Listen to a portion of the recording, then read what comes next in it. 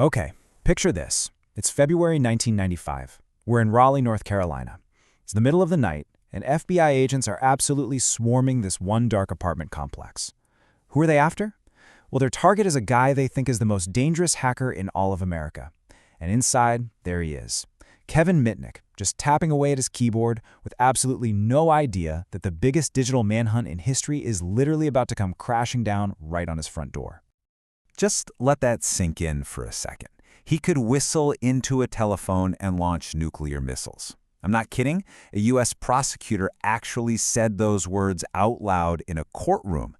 It makes Mitnick sound less like a hacker and more like a supervillain, you know? Someone who could kick off World War III with a payphone. Now, obviously, that was a huge exaggeration, but man, it perfectly captures the legend and the absolute terror that surrounded this guy. So that's the big question here, right? How does a guy who started out as this kind of charming phone prankster turn into the FBI's #1 boogeyman? Because the guy at the heart of this huge federal manhunt, well, he didn't start out as some kind of cyber terrorist. Nah, his story begins way smaller, with just some clever tricks and this burning desire to, well, to just beat the system. All right, let's dive into part 1, the Condor's first flight, the making of a social engineer. So to really get a handle on this legend, you gotta go way back to his very first hacks. And the crazy thing is, they had nothing to do with computers. Nope, they involved something way more vulnerable, people. See, he figured out really early that the easiest thing to hack is a human being. The way this guy ramped up his skills was just wild. I mean, at 12 years old, 12, he sweet-talks a bus driver into telling him exactly how the ticket punching system works. And boom, he's using that info to ride the LA transit system for free. And you gotta understand, it was never about saving a buck. It was about the thrill, about winning the game. Then, fast forward to age 17, he just waltzes into a Pacific Bell office, bold as you like, and walks right back out with their confidential manuals. This wasn't just kid stuff anymore. This was a huge sign of where things were headed. And this right here was his superpower. Seriously, forget all the complicated coding you see in the movies. Mitnick's real genius was in something we call social engineering. Basically, it's the art of manipulation. He just knew that deep down, people want to be helpful. They want to trust that nice, polite voice on the other end of the phone, and he played on that instinct like a violin. Okay, on to Section 2, escalation and evasion, from phone freak to federal target. So, as you can imagine, things started to escalate, and fast. The pranks got way bigger, way bolder. He fell in with this group of phone freaks. They were kind of the original hackers who messed around with the telephone network, and he started treating it like his own personal sandbox. He even rerouted an FBI agent's home phone line, just because he could. Yeah, the pranks were about to get a whole lot less funny for everyone else. And his method? Oh man, it was so simple it's almost brilliant. To get inside the tech giant Digital Equipment Corp., or DEC, he didn't have to crack a single line of code. Nope, he just picked up the phone. He called in, pretended he was one of their lead engineers, and acted all frustrated, like, I can't log in, this is driving me crazy. And guess what? Some helpful soul on the other end just gave him a test account with full access. That's it. He literally talked his way right in the front door.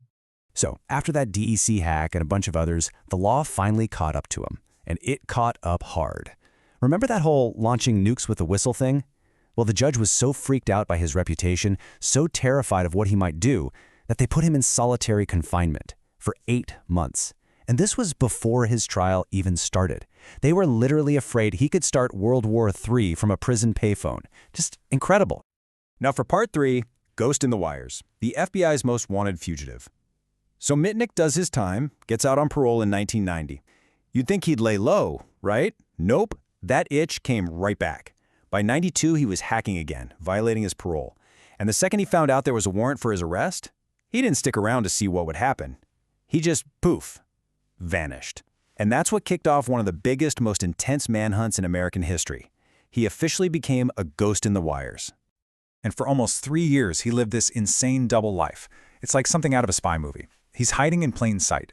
To everyone around him in Denver, his neighbors, his coworkers, he's just Eric Weiss, this quiet, polite IT assistant. But the reality? He's Kevin Mitnick, the FBI's most wanted cyber fugitive, living in cheap apartments, paying for everything in cash, and always, always looking over his shoulder. So you're probably wondering, how in the world did he stay one step ahead for so long? Well, check out his toolkit. This is some serious spycraft. He's got cloned cell phones so his calls can't be traced. He's got radio scanners to listen in on the cops. He's grabbing stolen password files and valuable source code.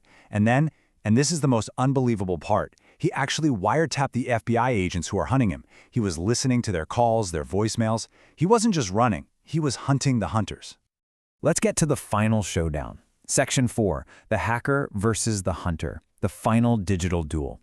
By the end of 1994, Mitnick must have felt like he was completely invincible, right? He's the ghost in the machine that nobody can touch. But that kind of confidence, it can make you sloppy. And on Christmas Day of all days, he made a huge mistake. He decided to hack a new target, but he had no idea he was poking the bear, breaking into the computer of a guy who was every bit his equal, just on the other side of the fence. The guy he hacked? His name was Tsutomu Shimomura, a seriously brilliant computer security expert. And for Shimomura, this wasn't just another job, this wasn't some faceless company. Mitnick broke into his digital home. It was personal. So Shimomura got angry, and he dedicated himself completely to the hunt. And that's what it became, a duel.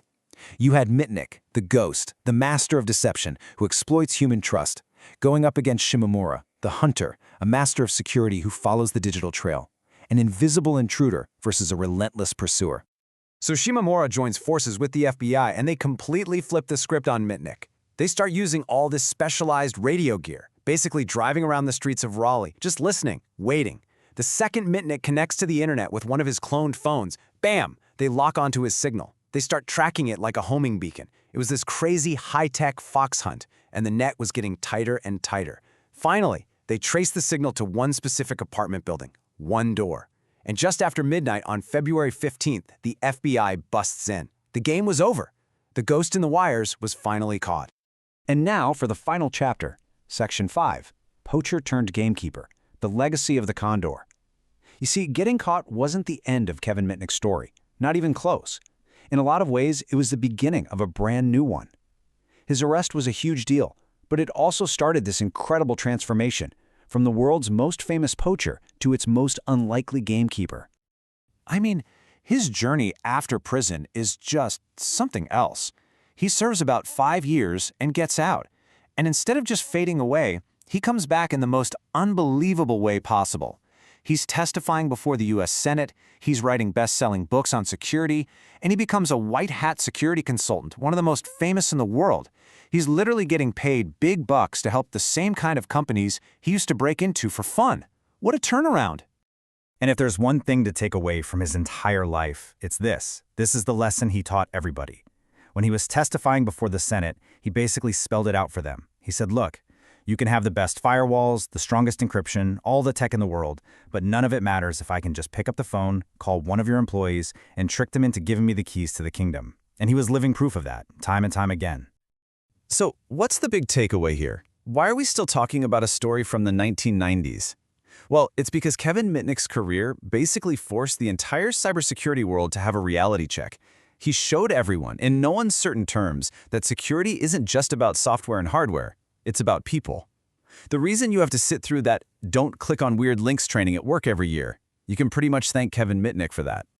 And that really leaves us with one last kind of scary thought. Think about it. Mitnick's main tools were a telephone, a confident voice, and a little bit of charm. The social engineers of today?